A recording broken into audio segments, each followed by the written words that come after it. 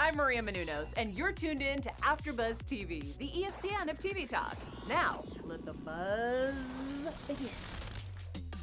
Another Monday, another episode of Monday Night Raw coming to you live from the Performance Center. WrestleMania just a little bit over a week away. Just Saturday and Sunday. It's too big for one night. We're getting to all of that because, frankly, even though there were a bunch of matches we all saw before on Monday Night Raw tonight, it does build so many storylines to the granddaddy of them all. Before we do, we have to introduce our all-star panel. Introducing first, this guy is the voice of the AEW Dynamite After Show. Give it up for Hall of Famer Jack Farmer. Hey, what's up, everyone? Super excited to be where I've been all week, but now I get to talk to you while I'm here. Broadcasting live from the Palatial Farmer Estate. Also coming to you live from the man, the myth, the legend, Real Talker Studios. Give it up for Jim Alexander. Hey, what's going on? Listen, all those nerds wondering why there's only half the light, because you don't deserve the other half of the lights, okay? Man, Heel Night was 2 weeks ago. What are you doing? Oh, Heel Night in my life. But we do have a very, very special guest. She is a writer for WrestlingNewsWorld.com covering the NXT brand. I want to get up to Miss Eva Cantu. How you doing? Good. I'm so excited. Thank you for having me. Texas in the house. How them Roughnecks, man? I miss XFL so bad. He just got signed. Our quarterback just got signed. So. Yeah, shout out to PJ Walker, man. Shout out to PJ Walker. Let's talk about this. Get into it. I know time's of the essence because 3 hours of fun cannot be contained to 1 after show. Overall thoughts about this WrestleMania for the first time ever. One, has Gronkowski, and two, it's a 2-night event, and so more matches were announced today. Jim Alexander, I'm going to start with you. I know you had a hot take last week about WrestleMania even happening, but how do you feel about having the matches split over 2 nights? That's the only way they can do it, right? I mean, logistically, you can't have more than 50 people in an arena. I think it will add a little bit of intrigue, adding it to a second night. It'll be split up. People will come back, you know, if they didn't maybe like what they see early on. There's just more intrigue, and it'll give you more time. Here's the biggest point of it. If they mess up on night 1, you can fix certain things on night 2. I think it's going to be a good barometer for them to test themselves out, because we've seen how they've already improved the Raw set from that garbage that was on last week. This week's was much better. So if they mess up on night 1 of WrestleMania, at least they have a chance to really fix it up. But I hate the slogan, too big for 2 nights. It's too big. Yeah, it ain't big at all, okay? You got nothing going on. So, Eva, I've seen you shaking your head. Hold on, Jack. You shake your head what Jim was saying. Do you disagree with that, or? Yeah, I think they're being strategic. I think, look, they are rerunning the WrestleManias on ESPN. They're hoping to have that mainstream audience, and maybe it will work. It will be 3 weeks in a row, and they're being strategic with what they're showing. So I'm excited for it. We've always wanted innovation at WrestleMania, and now they have an open room for innovation. Oh. Literally.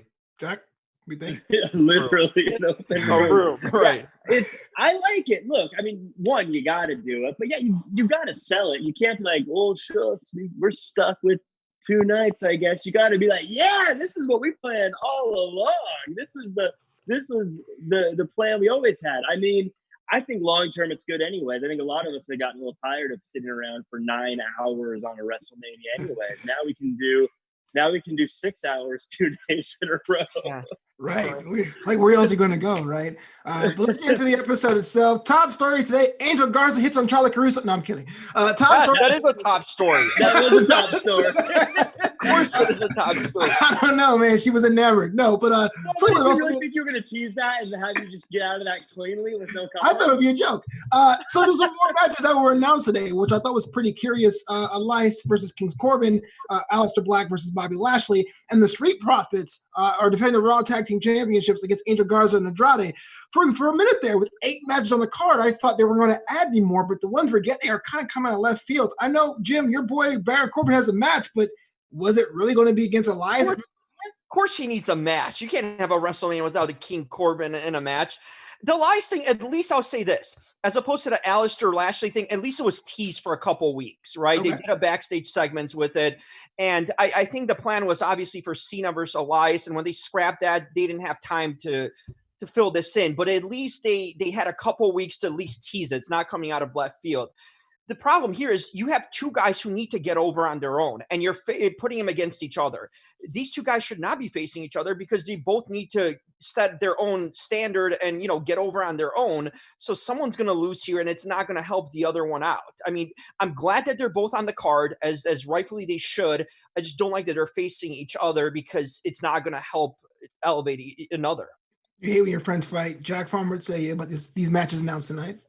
I hate when my friends fight also, but I know, right? it felt like, look, everyone wants to be a part of WrestleMania. And even though this isn't the ideal WrestleMania and things are going a little weird, I think it's still good that they're trying to get as many possible matches onto the show so they can get as many people that opportunity to get that WrestleMania moment. I mean, it's not the moment that I think everyone dreams of, but at least they're on the card. And I don't want to pretend like I know how contracts are set up or how people get paid, but from what I understand, you get paid more for being on this show.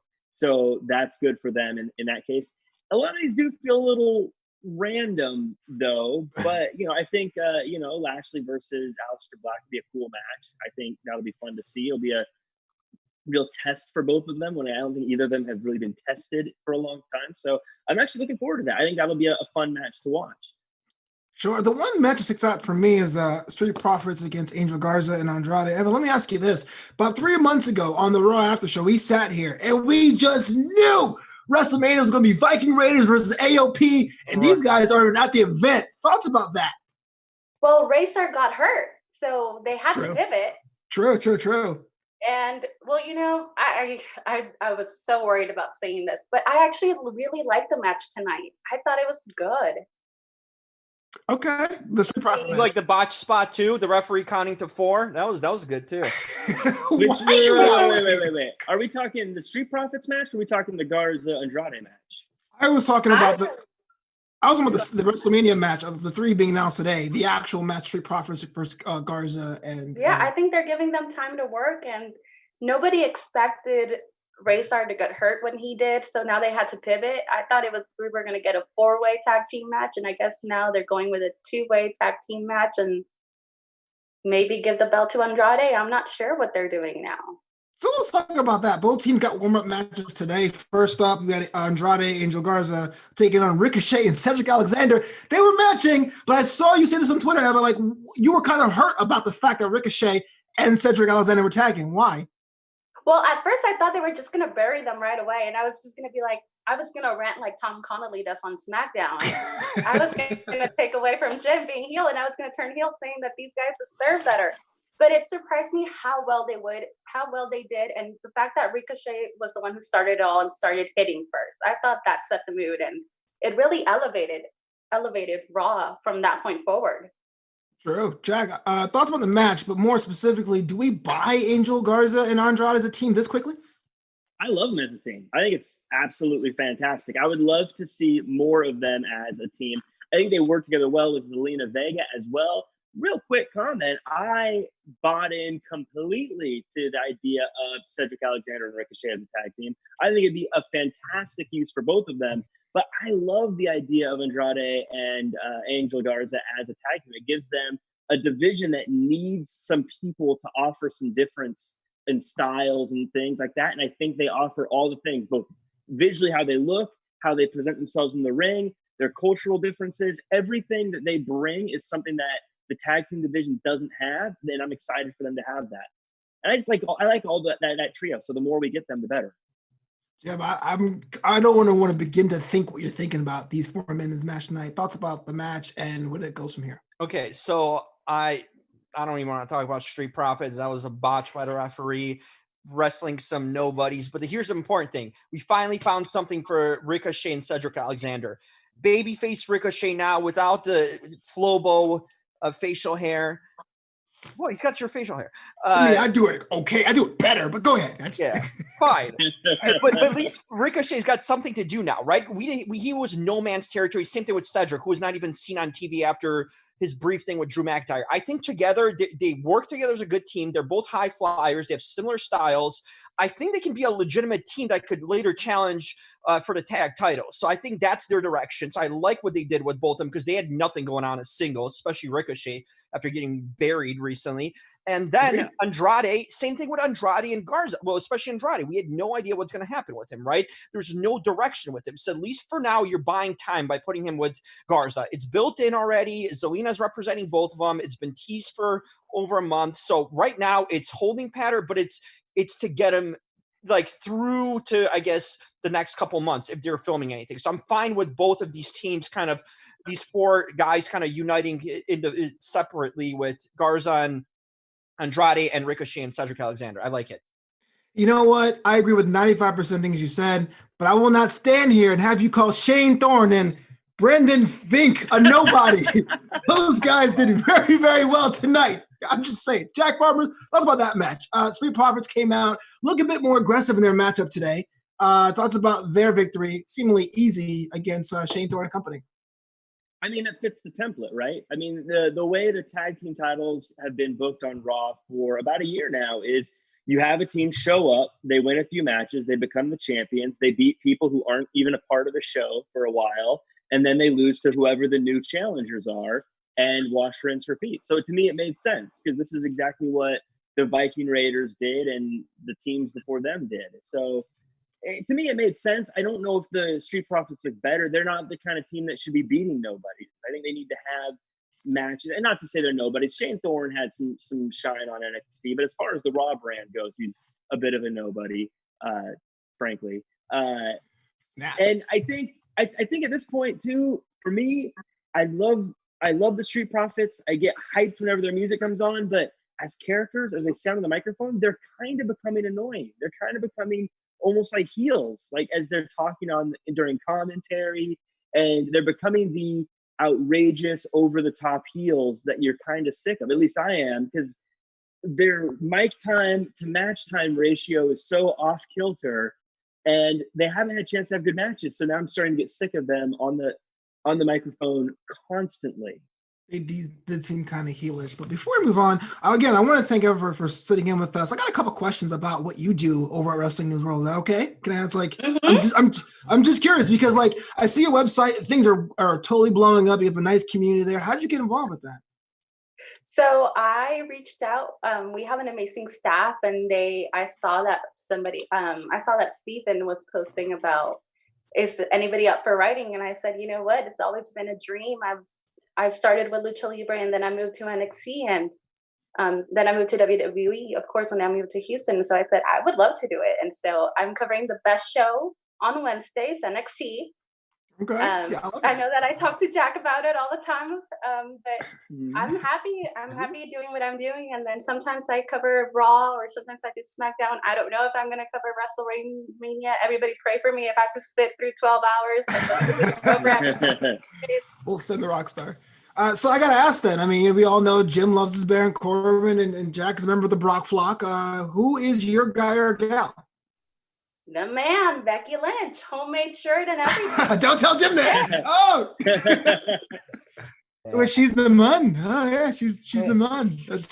That's awesome.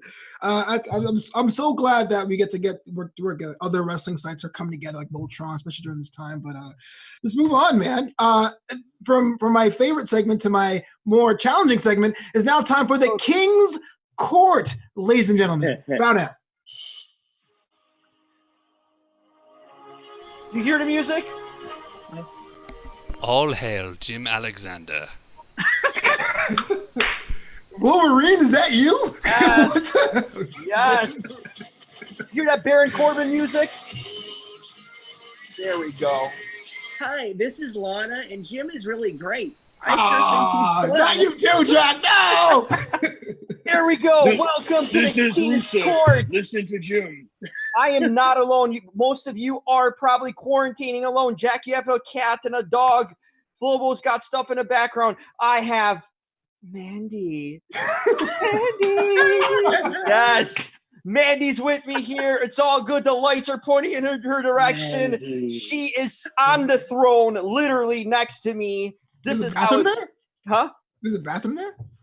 There's a bathroom around the corner. Okay. Mandy's here in the King's Court. She's back on the top with Liv Morgan. You got to share the space. Like my lights. One's on, one's off. Mandy's on one side, Liv's on the other. I'm throwing in Mac's favorite, Charlie Caruso, this week. I don't know. I think Angel Garza's pointing out some good things to me, and I'm acknowledging Charlie Caruso. My boy Angel's outside of the King's Court, right outside the door, holding it down. Rusev, who doesn't have any work these days, is working in front of the door. And we, of course, have Peyton Royce. I'm seeing some videos online of doing good stuff, keeping in shape and inspiring everyone else. And Becky Lynch does not have room in a King's Court for her now or for the foreseeable. It's okay. She runs the show. She's the face of WWE. It's fine. She doesn't have and a new addition. Per Dylan Matthews, he suggested Mackenzie Mitchell, and I agree. Mackenzie Mitchell, I don't know what you're doing on the bump. Come in on the couch and bump out here. So there you go. All right, we're out of time, guys. Thanks so much for calling in. No, I'm just kidding. The longest segment ever. I do think Jim alluded to something that we do need to circle back on, and that's Angel Garza spent some game at Charlie. And she loved it. She looked like she enjoyed herself a little bit of the Garza. That's the quarantine talking. Our standards drop when there's nowhere to go. I'm telling you, it's bad news. But can I just say, does Angel Garza, I swear he shaves a different style into his head every week. His hair looks totally different every time I see him, but not just style different. It seems like it's like cut differently. That's right. Garza, is he hitting on you too? You have some sort of trickery happening, and I don't like it. You almost make me want to put him in a King's Court, man. Stop selling him like that, Jack. I'm a big Garza fan, man, and Charlie seemed like she was a big Garza fan. I am all about Garza right now. You guys just gushing left and right. Charlie Garza. In fact, I ripped my pants off just like him. You guys can't see it, but I'm in my pink tights right now. Stop with it. Why they're pink? Okay, whatever. Don't care. Let's move on real quick. We actually had a replay of a title change. R-Truth becomes the new 24/7 champion, pinning Riddy Mo, as he's calling himself when he's working out. Jack, I'm going to ask you this, because we sit here and talk about the business of wrestling. Is this something where, like, during the current events outside, it's easier to have R-Truth be a 24/7 champion, or is this going to be just a temporary thing? Yeah, I mean, it's the 24/7 title. Of course, it's a temporary thing. Like, the longest title reign is like 35 minutes. True. But I do think I think you're right on there. Where I think it's tough times, and the WWE is probably smart to that, obviously. And having a funny guy that can cheer you up doing silly things with the 24/7 title, I think is what people want to see now more than a guy who's a jerk. And the 24/7 title is a title you can just put on someone else. It doesn't change anything really. So I think that's kind of what the move was there, just to give people something fun to look at instead of depressing. I totally agree with you. I thought it was a very, very strategic part. But moving on, Becky Lynch gets involved in a Shayna Baszler promo. Let's take a step back, because this promo was pretty intense. It's raw. It's like no one understands. She's all like, don't worry, I'll bite. And then whack. Now, I know Jim doesn't like Becky Lynch as much as you do, but Becky Lynch didn't say a word either. Thoughts about this feud, this build, and the match will be from Sunday or Saturday? I'm excited. I thought it was Shayna Baszler's really good promo. I think Becky is going to have to carry her just because sometimes she does have a little bit of lackluster matches. We saw that against I'm blanking on her name, but we have seen it before in NXT when it felt against Mia Yim when it felt still work. So I think it was good, and I love the timing of when they said, let's see the last time that you two faced up against Survivor Series, and then bam, it's when she hit her with the steel chair. I thought that was awesome, and I think we all want to see badass Becky. That's what the man is, and that's when she's most popular, and she's been over for a year and a half now. She's going to be hitting like 1 year of her reign since she won at WrestleMania, so I'm excited for it. I'm excited for this match. I thought it was good. Every time that they meet up, attack each other. That's all I want to see. Why do you hate Becky now? She didn't say anything. You can't say her promo was whack. She hit someone with a chair. Woman of action. Well, her promo was whack. She whacked someone for her promo. Fair. I'll walk right into that one. Okay. Here to that. what's new? I can, like, every part of her storyline is just always on repeat. She does this, you can almost trace the segments to what she does with previous opponents. Hasn't she done this before? Hit someone with a chair from behind or whatnot, or in similar fashion? Yes, she's done. There's nothing fresh. There's nothing new with her ever. So, like I said, this is one of the worst title reigns, most like shoved down your throat title reigns I could remember. And there's been some in the past. So I'm just hoping Shayna puts an end to this because we've had enough of it. So. Oh, snap. Defend your girl. What's going on? He's making fun of Becky. What's up? I want to see Jim react when Becky wins at WrestleMania. I hope to see that live reaction. I don't think it's gone by Shayna. I wonder what they're gonna do. I think that match could be fun, and either outcome could be fun. I think, it's hard for Jim. Becky sells more shirts than Corbin ever will. So oh shit, it's a hard place. That's so true. It's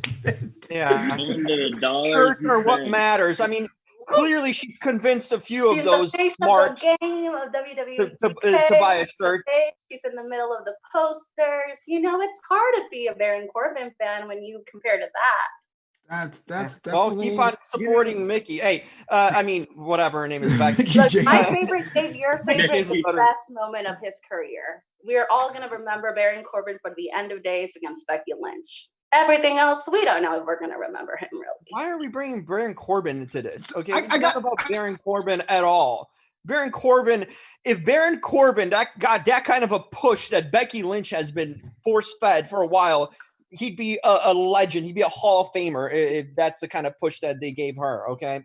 So I think he had that push against King of the Ring, and he has failed since then to keep it. Nothing's happened. Yeah. Okay. Well, let me interject here because it's not about Baron Corbin. Forget that guy. The one question I have, because we were talking about this in the past about how NXT stars are portrayed one way, but then when they move to the roster, they're portrayed another way. I want to say this: I am not a fan of Shayna Baszler being flattened to being the cage fighter. To me, I felt like there was so much depth elsewhere, being the submission magician, being the Queen of Space, Jack Farmer. Help me out here. Is this the right direction for Shayna Baszler? And if not, where would you see it? Would you rather see it? Well, I'm going to have to pick a side in the war that's going on this show right now. But I'll be honest, I think you're never going to get her over with the way they're using her against Becky Lynch right now. And it's something that we said before. Becky's great, and I think that her getting an opportunity to shine is always good because people like her, and it's a tough time right now. But again, I've never, ever, ever seen Becky Lynch look weak at the end of a show. The only time Shayna really got an upper hand is when she did that weird bite thing, and even then Becky Lynch still came back and cut a promo and was saying, "I'm fine." If you want Shayna Baszler to look like a threat, we have to make her look like a threat, and we have to let her get over on Becky a couple times in the build up to this match. Otherwise, like right now, I feel like Shayna Baszler is the underdog, and she shouldn't be. She should be the person that everyone's scared of. She should be this monster, but she hasn't done anything to Becky yet except for a bite that makes her feel credible. She's someone from the let's call it the third brand, who has just got whacked by a chair, wasn't able to put Becky down after biting her in the throat, and still just she needs a chance to look stronger. It doesn't matter if she's a magician or a cage fighter or if she's anything else. Unless she can look strong in the buildup, there's no way to believe she has a chance in this match unless I'm supposed to think she's the underdog. True words have not been spoken. I want to move on to one of my favorite stories for WrestleMania. Not much for the best match or the best result, but Kevin Owens and Seth Rollins, these guys are so different of what they do. Seth Rollins dropped a promo. Kevin didn't even get a word in edgewise, but was one of the strongest ones of the night. Totally bought into the Messiah thing. And it's ironic that it didn't need fans, didn't need his whole stable out there. Jim Alexander, walk me through this. Kevin Owens and Seth Rollins, WrestleMania. I thought it was a great promo by Rollins tonight. I think he really sold it, and all the stuff he said, he just completely and I like how Kevin didn't say much. He just kind of took it, right? So Seth went around that short little ring and rampway all around, spewing his promo and really cutting deep. I think he made some points that kind of made sense. with NXT and whatnot. They kind of went back. I like how they're grounding this feud as a, two guys that came up at the same time, two guys that were indie guys, like that's the right way to go about this feud because it's different, it's fresh, it's got history, right? So I think that promo by Rollins today really sold this feud and really cemented it that it's ready to go for WrestleMania. Fair. I agree with you. Eva, you cover NXT, and Seth Rollins says, "Without me, there's no Gargano. There's no Ciampa. I mean, he built that brand in his back." Is that true or not? Yes, I love that subtle promotion of NXT. John Cena did it on SmackDown, and now Rollins does it on Raw. It tells the viewers, "Hey, you see these two guys that are at the top of the world. Go see the third brand on Wednesdays." I loved it, and I loved that he did. The line that really got me, as I've marked out over it, was, "You're a failure at WrestleMania, and meanwhile, I'm undefeated." Yeah, that really got to me. It also got to me when he said he created the women's revolutions. I kind of wanted Becky to come back with a chair and smack him for that. He did his job. He's a fantastic heel. He did his job. I really liked it. It went from being a feud that I would kind of like to see to now being my top two feuds. Him and Kevin versus Edge and Randy Orton. Those are two things I'm really excited for. I totally agree with you when he was saying that could beat you on the worst day, but WrestleMania is never my worst day. You forgot about your girl, Becky? That's not in your top two? Go keep on buying the merch. Know your role and buy the merch, okay? Buy my merch. They're available now. Baby, I don't have to buy merch. So, you know what's interesting about this match, the Kevin Owens Seth Rollins thing, is it's kind of exactly what I was referring to with Becky Lynch in this case, and that is Kevin Owens looks like the underdog, so we're cheering for him, and they're telling us that Seth Rollins is the favorite, so we boo him because he lets us know he's the best, and I think Becky Lynch needs more of that in her storytelling. Is more of a look, you are susceptible to losing. You're not going to win every time, and that's why I think we're buying into this. Going back to the promo, Jim, I agree. This was amazing. I think it's crazy that in this situation with no fans, this was the promo and this was the moment that really solidified this as a must-see match at WrestleMania. It wasn't all those 8-man tag matches. Yep. It wasn't all the beatdowns backstage. It was a promo that Seth Rollins knew exactly how to deliver with no one in the crowd to really drive it home. And that is why he has been at the top of the card for so long. He's such a star. And I think we forget it when he has this down period, but man, he's so good. He just made this feud. Yeah, there's something to be said this week. I really felt like the WWE kind of got using the empty space to get their promos over. I mean, the show started out with a Paul Heyman promo, which we're all used to crowd going, "My name is Paul Heyman." But this was completely different. Somehow they got Brock Lesnar to go to Orlando, which I didn't think was going to happen at all for this episode of Raw. I mean, thoughts about that, Jack? I'm going to start with you first because I know Paul's actually our favorite of the show here. Yeah, I think, that promo that video showing Brock Lesnar beating Hogan and The Rock and Flair and Stone Cold and The Undertaker. Guys, I think it's time. I think it's time we just say it. We just feel it. We just admit it. Brock Lesnar is the greatest of all time. He is the best ever. He came in a superstar. He's dominated since day one. No one has the resume he has. Brock, Paul Heyman, best of all time. I will not listen to any arguments. It's true. Whoa, best of all time, Jim Alexander. What do you think? Best of all time. He's top. I was thinking about that recently. He's definitely top 10, maybe top 5. You can't put him over Hogan and I can. And Cena and well, in terms of and Austin. They're just top 3 no matter what. The history, the eras, the clout that they gave the company. But when you talk about top 10 all time, I think Brock is easily on that and maybe top 5. I would say top. This would be a quick argument. I mean, Cena had times when he wasn't great, like when he first started. Stone Cold had times when he wasn't great early on in his career. Brock Lesnar was a huge deal from the second he But they didn't showed up. transcend And cultures. They didn't he's transcend cultures. he's And never had a rap gimmick. He's never had a Hollywood blonde gimmick. He's never done silly things. He has been an indestructible conqueror since the second he arrived. Heel Jack Never confirmed. once Heel Jack ever confirmed. been lower than the best. Alva, help me out here. What? Who? I think he could be one of the greatest of all time, but we don't know because he left WWE when he could. I think if he wouldn't have left WWE, I might be with Jack and that he could be one of the greatest of all time. But I love the line that he said that McIntyre will main event WWE for years to come because of the fight he'll put up against Lesnar. I thought that made it more exciting. Absolutely. I thought that was a really good line for that promo. Because to be honest with you, before our shows at the AfterBuzz studio, Jack and I would talk about the greatest of all time, and I'm always Team Rock. Rock is like my second favorite of all time. And Jack would say, "Well, the Rock's only there 4 years." Yeah. Rock, his first run was like 2 years. That's it. You can't put him in that category. Killing me, Jack. Yeah, but I like Brock more. So fine. There. That's my analytics. Best of all time. Let's not.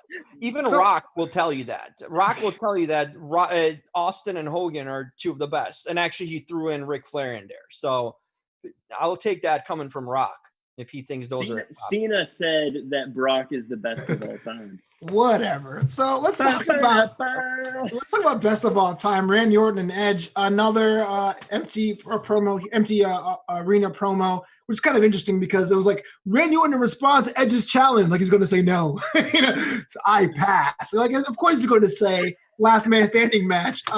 Jim Alexander, I know this is one of your favorite storylines going into the WrestleMania. Thoughts about this today? Awesome. I mean, it's just been cemented for weeks. I think you bought that storyline the day after Royal Rumble. I think it was sold right there completely. But these guys just layered on it, added to it. Orton, we talk about best of all time. I wouldn't omit Orton. He's right around the top 5 too, if you want to talk about that, because the way he cuts, and he's been around the whole time too. So we're talking about guys who have come and gone. But just the quality of a promo. I mean, the facials, the cadence, the tone. I mean, he just killed it tonight. I mean, with that promo, again, speaking to just like up close shot of a camera. He was just fantastic. The guy's on point constantly. This is by far the best feud going into WrestleMania, and it's been for a while. This should be the main event, like I said, on whatever night you want. There's no other match that's as hyped and as big. Maybe Drew and Brock have something to say about it, but in terms of like storytelling and the years off of Edge, this should be the main event. Question for you, Eva. I know these guys, hot story, legends, everyone, the whole world loves Edge, whatever. Is the last man standing match stipulation the best one for this feud? Do you agree or disagree? Yes, because I don't think it's going to end at WrestleMania. I think this storyline could continue. I think they could continue it. Now, I was there for Edge's return, so I will never forget that pop, and it will be one of the biggest things ever. I loved it. I think it hurts my soul to agree with Jim on anything, but I agree. I know the feeling. Your agreement. This is the best storyline. I think when he said grit is longevity. You're the ultimate opportunities. You're a junkie to your ego. Oh gosh, when Randy Orton is on, he is on, and he makes me want to watch him. Yeah, he's definitely. Sorry, Jack. No, I feel like you could just give Randy Orton a random person and a random scenario on a slip of paper and say, cut a promo, and he'll do it, and it'll be great. Like you could say Buddy Murphy to build to a first blood match. He'd come out there and just be like, Buddy Murphy. I'm a Viper. I don't know. I can't. Yeah, I was waiting for that. What would that look like, Jack? Continue. He can do it, Jack. But I'm gonna be. He's good. He's so good at making things instantly believable and instantly something that you want to see. I agree with Jim. This should close. This should be the main event. Is the first night the real biggest main event, or is the second night biggest? The Brock match is on Saturday, so I'm not sure which one's bigger, but definitely the Brock match is Saturday. So I think that's the biggest one. I don't know. Can we roll Coachella's biggest show is night one, right? I feel that way. Yeah, Wrestle Kingdom's night 1 was way better than second night, I thought. But I don't know. Coachella rules. I feel like night 1 is Coachella rules. Like, there's no precedent, man. We roll the tape to our fellow AfterBuzzer who always says about Randy Orton, some guys just, have the money, can chill out and don't care about being the best and don't need to be the best. Oh, shut your mouth, because Randy Orton is the best. He is the best. He's been proving he's the best. And when you don't utilize him, I blame WWE for this. They have not utilized him for the last few years. He's been floundering around SmackDown, doing nothing because they didn't write anything for him. And he was just kind of going as a face, which he's not good at. If you give Randy Orton an opportunity, you give him a feud, you give him a wrestler to work against, you give him a shot, he will absolutely blow it out of the park, which is what he's doing now. So any talk of Randy Orton, he's accomplished everything he needs to accomplish. No, this guy has a ton left that we haven't seen from him.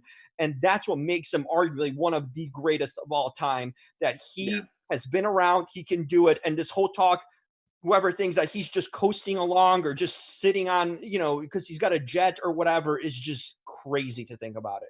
To be fair, if I had a jet, I'm sure the rumors would be like, he's so lazy, he has a jet, right? But like, I want to ask you this question, Evan, because I know you are an avid NXT watcher. We got 2 replays today. We have the triple threat match from Royal Rumble 2015, Brock, John Cena, and Seth Rollins.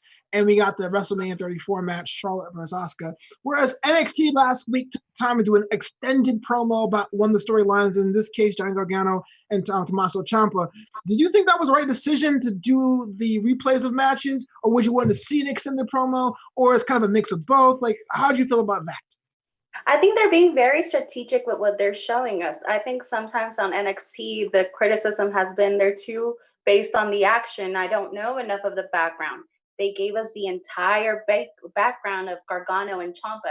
And it's important to note that they are the ones that are being mentioned by Cena, by Rollins. It's Gargano and Ciampa.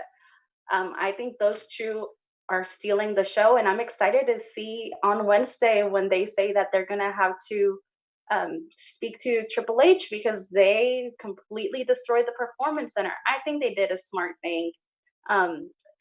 It hurt to see Charlotte versus Asuka because I think that will always be my what if Asuka would have remained undefeated. But I like to see Lesnar versus Cena versus Rollins. It's interesting to see Rollins as a heel the first time around and now as the second time around. Yeah, that's a testament to his character. Yeah, he's a great performer for sure.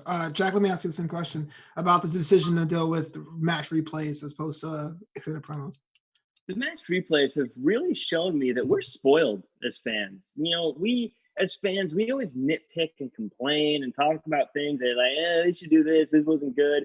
They've been showing matches every episode for the past few weeks that we've already seen. And they're such good matches. Like, come on. Like, watching back Cena, Brock, and Seth, that was such a good match. Why are we not more happy with what we get? And as we're talking even today, we've listed like 5 people that could be in the top 10 of all time. We get so much good stuff. I think we need to all stop complaining and start saying, we got it pretty good, WWE Universe. We got it pretty all right. Pretty grateful about things. Jim Alexander, final point before we get out of here. WrestleMania's coming, man. I don't know. Like I said, I'm going to stand by. I don't think they should be doing it, but at least they're making some adjustments. I'm glad they're putting it in different venues and the bones, whatever. It seems like, is that going to be like Simba and the whole Lion King thing, the graveyard or whatever? Yeah, the Boneyard match. We have no idea what that's about. Yeah, but get more information. Be prepared. It'll be interesting to see. That's right. It'll be interesting to see. I'm glad they're spreading it out and putting it in different venues and not putting it in all location. It should at least give a little bit of intrigue to it. Awesome. Well, granted, next week we'll get more information and hopefully Undertaker response, but that's all the time we have for today. Thank you so much for tuning out to the Monday Night Raw after show. Eva, where can the world find you online and see some of your writings? La Vida Forever. Hopefully one day I could do the Raw in Espanol. I am ready to do that. And it's LAVIDA POREVA. I will definitely give your information over to Leslie on the Raw Espanol team. Jack Farmer, where can the world find you online, good sir? Yeah, you can find me at jackcfarmer.com as well as at Real Jack Farmer across all social media. You can also check me out on the AEW Dynamite After Show every Wednesday at 8 p.m. Pacific Standard Time on AfterBuzz TV. I also did a really cool interview with What Culture's Simon Miller, and that was a really fun chat about all things wrestling. So, okay, Jim Oh, Alexander, yes. I I like that mic drop by Jack. You can find me at the Jim Alexander on social media, realtalker.com. Subscribe. Listen, this is the whole point of all you nerds are obsessing about me. I appreciate the obsession, but you should find something else to do in your life. I know I'm important, but man, I mean, I wouldn't even had people I dated over me obsessing as much as some of these fools at home. So just telling all of you, PSA, wash your hands, stay in your basements. That's nothing new to you guys. Just wash your hands, all right? And keep on talking about me because it's always good to be over. You know, if you keep burying our fans, they won't share the show. Go away. Long time ago. Go away.